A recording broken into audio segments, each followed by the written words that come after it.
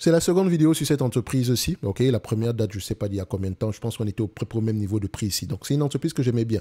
Ok, donc stabilité ou croissance des revenus, on a une croissance des revenus. D'accord. Croissance est due à quoi? Acquisition de manière organique, c'est la question qui doit revenir. C'est la seconde question que vous devez vous poser. On voit ici que c'est un mix des deux. Donc, d'accord, très très bien. Ensuite, on va aller regarder ici la marge brute. Est-ce qu'elle est croissante ou stable? On a une marge brute qui est plutôt stable ici. Vu son activité, dites-vous qu'il y a des coûts de production également ici. Notamment, les matières premières peuvent augmenter, etc. La bouffe, ce genre de choses-là. Donc, ici, vous voyez qu'on recherche avant tout d'abord la stabilité. Et c'est quelque chose qu'on a à peu près depuis 2017. C'est déjà une bonne chose. Ensuite, on compare ici les net income et les free cash flow, histoire de voir si on parle le même langage. OK? On prend ceci, on met sur le même graphique. Les free cash flow sont généralement plus élevés que les net income. On aime ça. Ensuite, je suis allé très très rapidement parce que j'aurais dû passer par la marge brute également. Ici, la marge EBITDA, on constate que la marge EBITDA est plutôt stable également sur les dernières années. J'aime ça. Ok, quand on compare les net income, les free cash flow sont plus élevés ici. Et quand on regarde le nombre d'actions, on est plutôt sur des actions un nombre d'actions qui diminue timidement, mais ça diminue quand même. On aime ça sur les dernières années. Surtout, c'est intéressant. À peu près depuis 2018, sur les 5 dernières années, ici, on a une diminution. C'est déjà une bonne chose. Ensuite, ici, on va regarder la dette nette sur EBITDA. Si la dette nette sur EBITDA est en dessous de 5 fois les EBITDA ici, pour ce type d'entreprise, on peut aller à 5. Ici, on est à peu près à 2,6 fois. La dette nette du point de vue volume, qu'est-ce qui se passe? Est-ce que ça augmente ou est-ce que ça diminue? On a plutôt quelque chose entre le 2 milliards 280. Donc, à peu près stable par rapport à ce qu'on avait précédemment depuis 2 ans ici. Donc, on est assez correct. C'est assez correct ici. Alors, combien de fois les bénéfices on va avoir tendance à payer pour ce genre de business? Pour cette activité-ci, on va avoir elle a un pricing power.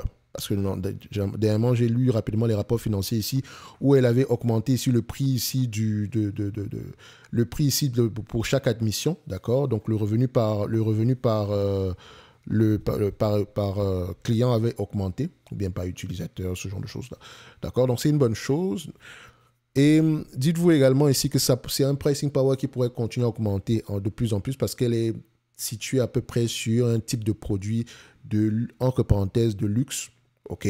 Donc, c'est un peu plus premium qu'un hôtel en montagne classique.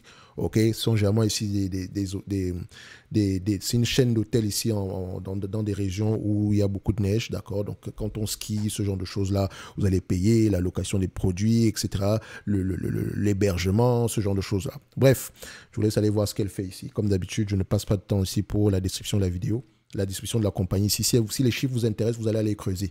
Si les chiffres ne vous intéressent pas, vous passez votre route, point barre. OK? Et je peux vous encourager à aller regarder cette compagnie ici déjà parce que le business est intéressant. Ensuite, au niveau de l'évaluation, donc ça sera combien? Vu qu'on avait pris les free cash flow ici, le marché paye jamais combien de fois les free cash flow? Moi, je vous ai dit, vu la croissance actuelle, d'accord? Et je rappelle que croissance des bénéfices nets n'est pas synonyme, croissance des revenus n'est pas synonyme de croissance des bénéfices nets. Faites attention, toujours à les vérifier. Mais ici, on est à peu près sur la même tendance ici. Donc, le marché paie à peu près 20 fois les EBITDA, 20 fois les free cash flow ici sur les dernières années. Sur les 10 dernières années, on est à peu près 22 fois. Donc, c'est pour ça que je dis on paye entre 20 et 25. OK? Donc, la croissance des revenus ici, on est à peu près à 10%, enfin 10% ici, 9% sur les dernières années, sur les 5 dernières années, on a du 7%, sur les 3 dernières années ici, on a du 16%, assez intéressant ici. Donc, si on doit payer 20-25 fois les bénéfices, qu'est-ce que ça va donner donc pour les entités, pour le futur? Ici, est-ce que c'est un business qui est prévisible? Oui, enfin, quand je dis oui, 60, 40 ici, hein. D'accord? Donc, les années sont tendance à faire des bonnes prévisions ici, 60% du temps. Mais regardez, surtout sur les dernières années, s'ils ont de plus en plus raison. La pandémie également est passée par là. Donc, ça peut également avoir un impact sur les prévisions ici. C'est également une entité qui n'est pas très suivie. Faites attention. Enfin, elle est de plus en plus suivie ici. Donc, dites-vous que la pandémie peut avoir eu un impact ici. Mais ça peut être un business assez prévisible. D'accord? Les chaînes hôtelières ici, vraiment, c'est prévisible. OK? Ça sera quelque chose qui sera entre 20 et 25 fois les bénéfices. Donc 20, ça sera 25 fois, c'est optimiste, sous condition qu'on ait une croissance des bénéfices nets sur les années à venir. Donc si je le prends à 25 fois les bénéfices, non, c'est 25 fois les bénéfices, mais moi je suis un peu mal à l'aise à prendre. On sera aux alentours de 413 dollars ici. OK? Moins la dette nette. OK? Moins la dette nette ici. La dette nette en date d'aujourd'hui, on a à peu près 61 dollars ici. Donc, sur les derniers trimestres ici, 60 dollars par là. Donc, on avait combien ici? Aux alentours de 413 moins 60. Donc, 4, 1, 3 moins 60, ça donne à peu près aux alentours de 353 $. Si elle arrive à générer aux alentours de 16,55 $ par action, on l'achète aujourd'hui à 223 $ l'action, soit un rendement sur coût de 7,42%. Mais faites également attention parce que je constate une chose. Si en 2025, on s'attendait à avoir des bénéfices nets plus élevés et en 2026, des bénéfices nets moins élevés, pourquoi? Parce que techniquement, on devrait au moins avoir la même tendance. Mais on peut voir ici que les bénéfices nets augmentent de plus en plus. En termes de free cash flow, ça augmente de plus en plus année après année. Donc, ça peut être assez encourageant pour le futur. Donc, ici, dites-vous que les free cash flow sont plus élevés que les net income.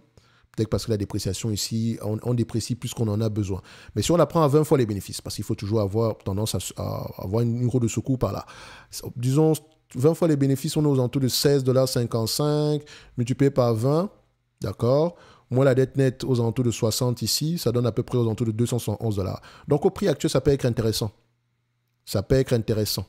Donc, rappelez-vous qu'en 2023, elle a rapporté 8,17 $ l'action en termes de free cash flow et on s'attend à peu près à du 14,48 $ d'ici 2024. Donc, 2025, un peu plus que ça. Donc, qu'est-ce qui va pousser l'entreprise à avoir des prix, des bénéfices de plus en plus élevés? Est-ce que c'est parce que le prix des produits va augmenter, le prix ici des prestations va augmenter, ou bien le volume, le prix et le volume de la demande va augmenter et le prix va augmenter, ou bien c'est parce que le prix augmente et la demande reste plutôt stable, ou bien c'est parce que le prix augmente pour compenser la baisse ici de la demande. Toujours aller vérifier. Mais j'aime bien ce que je vois présentement ici aujourd'hui. Et c'est généralement ici des assets qui sont bien positionnés. Comme je l'ai dit, c'est essentiellement du premium. Donc, ça peut être intéressant d'aller regarder en profondeur. Évidemment, d'aucuns diront, ouais, mais elle a coupé son dividende ici pendant la période de la pandémie, c'est normal. Qu'on ferme tout, vous pensez que les hôtels vont faire quoi? Continuer à payer un dividende pour vos beaux yeux? Jamais de la vie. Ça ne veut pas dire qu'elle est mal gérée. Ça veut même plutôt dire qu'elle est très bien gérée parce qu'elle se protège en période difficile. Personne ne savait combien de temps ça allait durer. OK? Donc, il faut sauver le maximum de cash possible. Et il me semble qu'elle a recommencé à distribuer ce dividende-là. Donc, au prix actuel, je pense que c'est toujours assez intéressant d'aller regarder en profondeur. OK? Toujours assez intéressant d'aller regarder en profondeur. Qu'est-ce qui pousse les gens à choisir ce type de produit-là? OK? Regardez les volumes. Est-ce que les volumes augmentent en termes de fréquentation? Est-ce qu'elle fait de plus en plus d'acquisitions ici? Et quelle est sa stratégie ici à long terme? Quelle est la taille du marché, etc. Bref, ce n'est que mon point de vue et non un conseil d'investissement. Je me réserve toujours le droit de me tromper. C'était une demande ici d'un abonné Top Premium. Je rappelle que le lien vers le service Top Premium est dans la description de la vidéo. Et jusqu'au 29 du mois de février, ici, vous avez accès aux notes d'analyse gratuitement. OK? Et pour ceux qui vont poursuivre l'aventure ici au-delà de cette période-là, vous avez les notes d'analyse, essentiellement basées sur la lecture des rapports financiers, des coûts de conférence call ici sur des entreprises qui, moi, me semblent intéressantes. Donc, je lis, j'écoute, je continue à faire le suivi ici si le business me semble intéressant. Ça ne veut pas dire que vous n'allez pas lire vos rapports financiers, non. Parce que pour investir avec conviction, il faut avoir un tout petit peu un certain avis sur le business. OK? Donc, vous ne pouvez pas déléguer cela. Là, je suis catégorique à ce niveau-là. N'oubliez pas également ici que vous avez accès à 2 formations, à savoir comment lire les rapports financiers, à savoir les questions spécifiques à poser. Je vous ai montré ici la dernière fois quelques étapes ici, en 5 étapes, comment analyser une entité. D'accord? Donc, vous allez voir ici, c'est une partie, je ne dis pas que c'est une partie de cette formation-là, mais voilà, grosso modo, ici, on a survolé à peu près ici une partie de cette formation-là. D'accord? On a des questions spécifiques à poser déjà, que ce soit au niveau de la description, la profitabilité ici, l'allocation du capital.